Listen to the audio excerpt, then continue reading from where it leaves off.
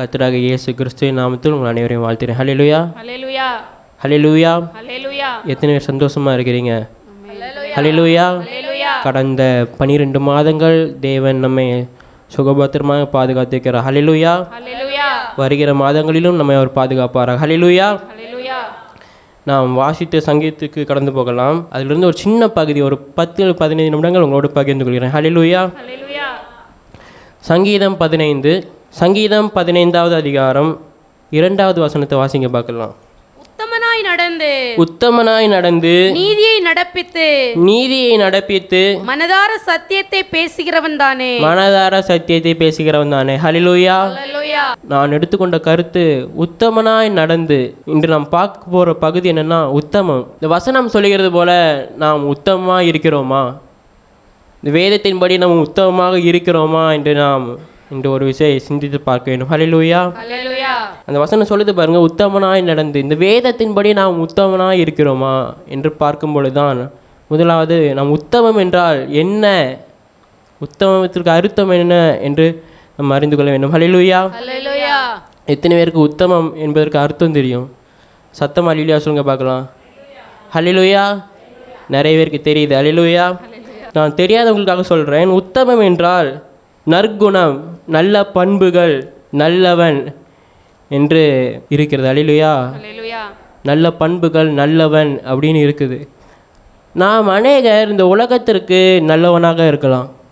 இந்த உலகத்தில் இவரை பார்த்தா இவர் ரொம்ப நல்லவர், நல்ல குணம் உள்ளவர், பொறுமையானவர், அன்பானவர் நிறைய பேர் சொல்லலாம்.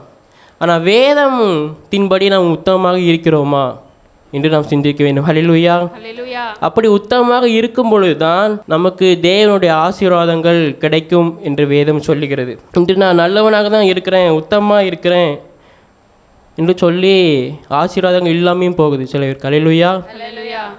இன்று நான் அதனால் என்ன பேச போகிறேன்னா, நாம் உத்தமமாக இருக்கிறதுனால் நமக்கு கிடைக்கிற நன்மைகள் என்ன, உத்தமத்தினால் நமக்கு வருகிற நன்மைகள்.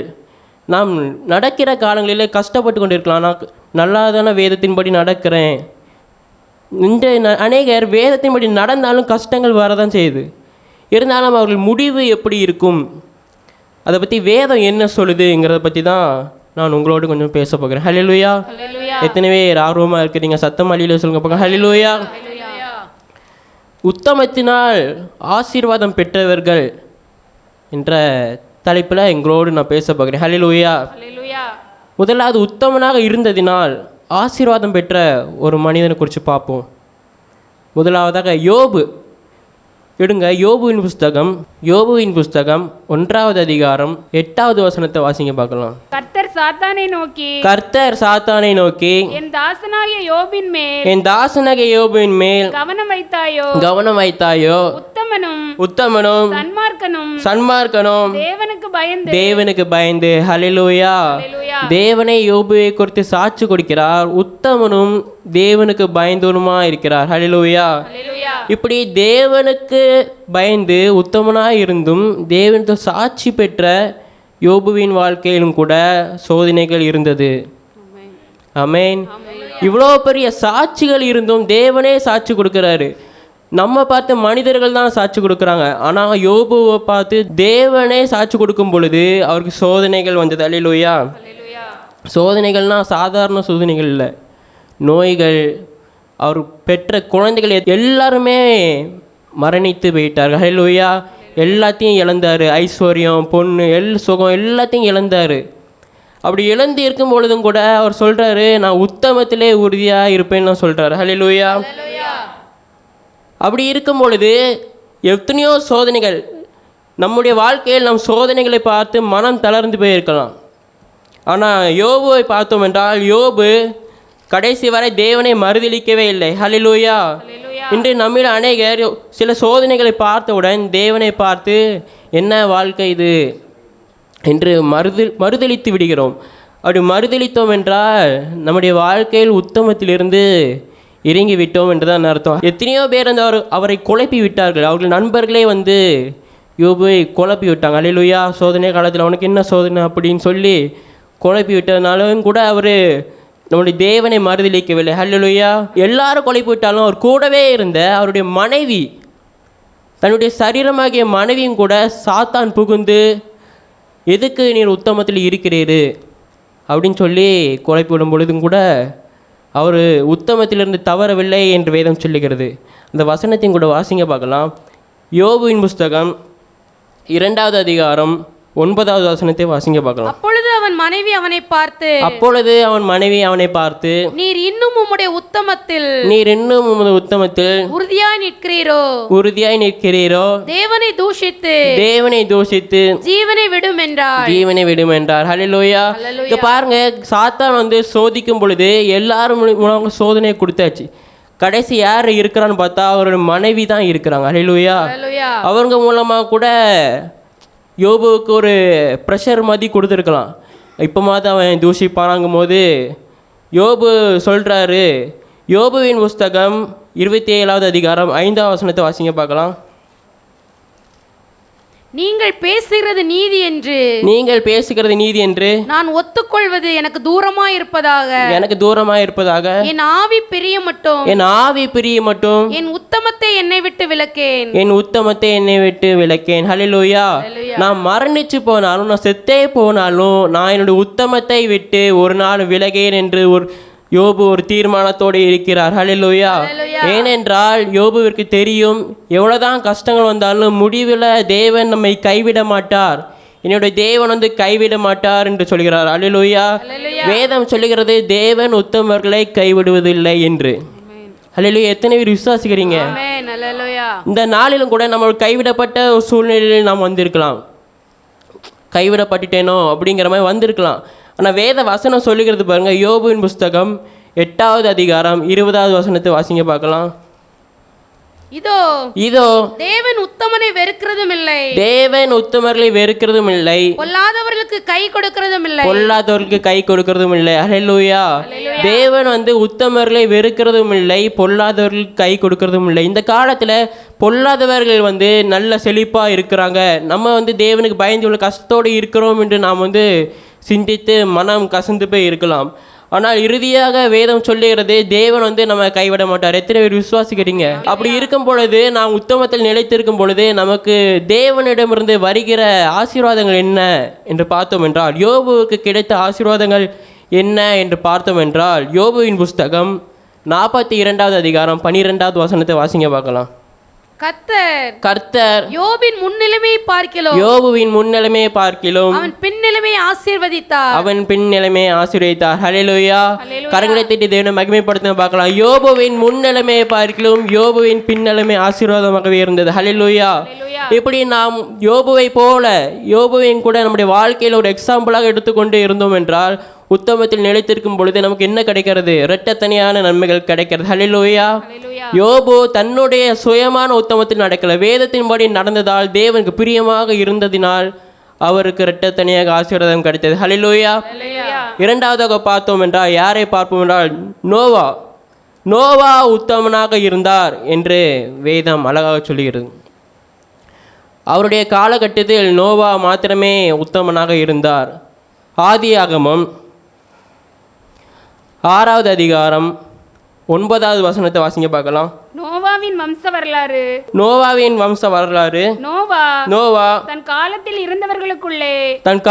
இருந்தவர்களுக்குள்ளே நீதிமானும் உத்தமனுமாய் இருந்தான். ஹல்லேலூயா. நோவா தனது காலத்தில் இருந்த ஜனங்களை பார்க்கிலும் ஜனங்களுக்குள்ளும் உத்தமனாக இருந்தார். ஹல்லேலூயா. அவர் உத்தமனாக இருந்ததினால் நோவாவிற்கு தேவனிடமிருந்து என்ன கிடைத்தது என்றால், ஒரு கிருபை கிடைத்தது. வேதம் சொல்லுகிறது, சீர்கெட்ட மனிதர்களிடம் வாழ்ந்த நோவாவிற்கு தேவனுடைய கிருபை கிடைத்தது. தேவனுடைய கண்களில் நோவாவிற்கு கிருபை கிடைத்தது. ஹல்லேலூயா.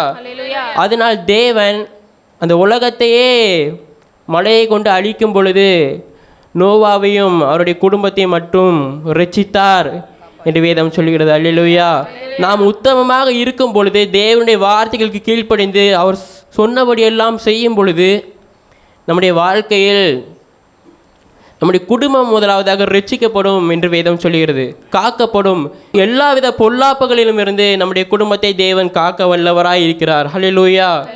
ஏனென்றால் ஆதியாகமம் 7:1 சொல்லுகிறது, நீதிமானாக கண்டார். நோவாவை தேவன் ஒரு நீதிமானாக கண்டாராம். உத்தமத்தில் ஒரு நீதிமானாக இருந்ததினால் இறுதியாக என்ன கிடைத்தது என்றால் ஒரு பாதுகாப்பு. உலகமே அழிஞ்சாலும் கிருபையும் பாதுகாப்பும் இரட்சிப்பும் கிடைத்தது என்று வேதம் சொல்லுகிறது. அல்லேலூயா. இன்று அநேகர் நாம் மட்டும் பாதுகாக்கப்பட வேண்டும் என்று நினைக்கிறோம். தங்களுடைய குடும்பத்தை பற்றி ஒரு கவலை இல்லாமல் நம்ம மட்டும் பாதுகாக்கப்படணும்னு நினைக்கிறோம். ஏனென்றால் நம்ம வந்து உத்தமத்தில் சரியாக இல்லை. உத்தமத்தில் சரியாக இருக்கும் பொழுது நம்முடைய நடக்கையை பார்த்து நம்முடைய குடும்பத்தாரும் ரட்சிக்கப்படுவார்கள். எத்தனை பேர் விசுவாசிக்கிறீங்க? ஹல்லேலூயா. அப்படியே நாம் நம்முடைய குடும்பத்தார் ரட்சிக்கப்படவில்லை என்றால் நாம் இந்த உத்தமத்தில் சரியாக இல்லை என்று தான் அர்த்தம். ஹல்லேலூயா. அப்படியே நாம் சரியாக இல்லை என்றால் நாம் இன்று ஒரு தீர்மானம் எடுப்போம். நாம் உத்தமத்தில் சரியாக இருக்கணும், வேதத்தின்படி உத்தமத்தில் சரியாக இருக்கணும் என்று தீர்மானம் எடுக்கும் பொழுது தேவன் நமக்கான ஆசீர்வாதங்களையும் நன்மைகளையும் வழங்க வல்லவராக இருக்கிறார். ஹல்லேலூயா. முதலாவதாக பார்த்தோம், யோபுவை போல உத்தமனாக இருக்க வேண்டும். இரண்டாவதாக நோவாவை போல உத்தமனாக இருக்க வேண்டும். மூன்றாவதாக வேதம் கூறும் சில விஷயங்களை பார்ப்போம். எதில் உத்தமனாக இருக்க வேண்டும், உத்தமர்களுக்கு என்ன சோதனை வருகிறது, அந்த சோதனையில் நாம் எப்படி இருக்க வேண்டும் என்று வேதம் என்ன சொல்லுகிறது என்பதை பார்ப்போம். ஹல்லேலூயா. சங்கீதம் 64வது அதிகாரம் 4வது வசனத்தை வாசிங்க பார்க்கலாம். மறைவுகளில் உத்தமன் மேல் எய்யும் பொருட்டு, மறைவுகளில் உத்தமன் மேல் எய்யும் பொருட்டு கசப்பான வார்த்தைகளாகிய தங்கள் அம்புகளை நாணேற்றுகிறார்கள். ஹல்லேலூயா. இன்று நம் உத்தமர்களாக நடக்கும் பொழுது நம்முடைய குடும்பத்தினர் கூட நம்மை பார்த்து சில கசப்பான வார்த்தைகளை சொல்லலாம். இந்த கசப்பான வார்த்தைகளுக்கு நாம் செவி கொடுக்காமல் வேதத்தின்படி நாம் செவி கொடுக்கும் பொழுது தேவன் நம் மீது கிருபை பொழிகிறார், நம்மை ரட்சிக்கிறார் என்று வேதம் சொல்லுகிறது. அல்லேலூயா. எத்தனையோ பேர் நம்முடைய வாழ்க்கையில் கசப்பான வார்த்தைகளை கேட்டு மனம் நொந்து போயிருக்கலாம். நாமே அந்த கசப்பான வார்த்தைகளை பேசியிருக்கலாம். என்ன வாழ்க்கை இது, நம்முடைய இருதயத்திற்குள்ள இத்தனை வருடங்கள் நாம் இப்படியே இருக்கிறோமே, நாமே பேசியிருக்கலாம். அப்படி இருக்கும் பொழுது நாம் வந்து தேவனுக்கு உத்தமமாக இருக்க முயற்சிக்கும் பொழுது தான் தேவன் நமக்கான ஆசீர்வாதங்கள் நம் கண்முன் வைத்திருக்கிறார். நாம் உத்தமமாக இல்லாமல் இருந்தோம் என்றால் நம்முடைய வாழ்க்கையும் கூட கசப்பான வார்த்தைகள் போல் கசப்பாகி போய்விடும். அல்லேலூயா. வேதம் சொல்லுகிறது உத்தமருக்கு தேவன் நன்மையை கண்டிப்பாக வழங்குவார், வழங்காமல் இருக்கவே மாட்டார் என்று வேதம் சொல்லுகிறது. அல்லேலூயா. சங்கீதம் 84:11வது வசனத்தை வாசிங்க பார்க்கலாம். தேவனாகிய கர்த்தர் சூரியனும் கேடகமானவர், கர்த்தர் கிருபையையும் மகிமையும் அருளுவார். உத்தமமாய் நடக்கிறவர்களுக்கு நன்மையை வழங்காதிரார். அல்லேலூயா. சூரியனும் கேடகமாகிய நம்முடைய கர்த்தர் உத்தமர்களுக்கு கண்டிப்பாக நன்மையை வழங்குவார். அல்லேலூயா. ஏனென்றால் அவர் வந்து மனம் மாறுகிற தேவன் அல்ல, பொய் சொல்லுகிற தேவன் அல்ல. நம்முடைய மனிதர்களாகிய நாம் வாக்கு கொடுத்தா கூட வாக்கு மாறலாம், ஆனால் நம்முடைய தேவனுடைய வாக்கு ஒரு பொழுதும் மாறாது. அல்லேலூயா. ஏன் தாமதிக்கிறது என்றால், நம்முடைய ஆசீர்வாதங்கள் ஏன் தாமதிக்கிறது என்றால், நாம் உத்தமத்தில் வளர வேண்டும் என்று தேவன் நம்மிடம் நிறைய எதிர்பார்ப்புகள் வைத்திருக்கிறதுனால், தேவன் நம்மிடம் எதிர்பார்க்கிறதுனால் அந்த லெவலுக்கு நம்ம வரும்பொழுது தான் தேவன் நம்மை ஆசீர்வதிப்பார். அல்லேலூயா. அவர்களின் முடிவு என்ன, உத்தமர்களின் முடிவு என்னவென்றால் சமாதானம். இந்த நாளிலும் நம்முடைய வாழ்க்கையில் எவ்வளவோ கஷ்டங்கள் இருந்தாலும் நம்முடைய முடிவு என்னதான் இருக்கணும், சமாதானமாக இருக்கணும். ஹல்லேலூயா. எவ்வளோதான் போராட்டங்கள் மத்தியிலும் நம்ம எவ்வளோதான் எக்ஸாம் எழுதினாலும் எக்ஸாம் எழுதுறது பார்க்க மாட்டாங்க, அது ஒரு ரிசல்ட்டை தான் பார்ப்பாங்க. அப்படி இருக்கும் பொழுது நம்முடைய ரிசல்ட்டை பார்க்கும் பொழுது இவன் சமாதானமாக இருந்தான், தேவனுக்குள்ள சமாதானமாக இருந்தான் என்று நம்மை பார்க்கிறவர்களும் சொல்லணும். தேவனும் நம்மை குறித்து சாட்சி கொடுக்கிற ஒரு தேவ பிள்ளைகளாக இருக்க வேண்டும். ஹல்லேலூயா. ஏனென்றால் நம் வேதத்தின்படி உத்தமமாக நடக்கும் பொழுது தேவனே நம்மை குறித்த ஒரு சாட்சியை கொடுப்பார். நமக்கு தேவையான சமாதானம், நன்மைகள், இரட்சிப்பு யாவே நமக்கு வழங்குவார். ஹல்லேலூயா. இன்னொரு வசனம் கூட சொல்லுகிறது, நான் என் வீட்டிலே உத்தமமாக இருப்பேன். தாவீது ராஜா அழகாக சொல்கிறார். ஹல்லேலூயா. நம்முடைய வாழ்க்கையிலும் கூட நாம் வெளியில் உத்தமமாக இருந்துட்டா போதாது, நம்முடைய வீட்டிலும் கூட ஒரு சாட்சியாக தேவனுக்கு சாட்சி கொடுக்கும்படியாக உத்தமமாக இருக்கும் பொழுது தேவன் நாம் கேட்டது போல இரட்டத்தனியான ஆசீர்வாதங்களை நமக்கு அருள்வார். ஹல்லேலூயா. எத்தனை பேர் விசுவாசிக்கிறீங்க தேவன் நமக்கு அருள்வார், ஆசீர்வாதங்களை அருள்வார் என்று? இந்த வருடத்தின் கடைசி இறுதியாக நாம் வந்திருக்கிறோம். இந்த கடைசி ஆராதனையிலும் கூட நாம் ஒரு முடிவு எடுப்போம். இப்போதுலேருந்து நான் உத்தமமாக இருக்க போகிறேன்னு முடிவோடு நம்ம கடந்து போகும் பொழுது தேவன் வருகிற வருடங்களில் நமக்கு இரட்டத்தனியான ஆசீர்வாதங்களும் ரட்சிப்பும் பாதுகாப்பும் அருள்வாராக. ஹல்லேலூயா. ஹல்லேலூயா. கர்த்தர் தாமே இந்த செய்தியை ஆசீர்வதிப்பாராக.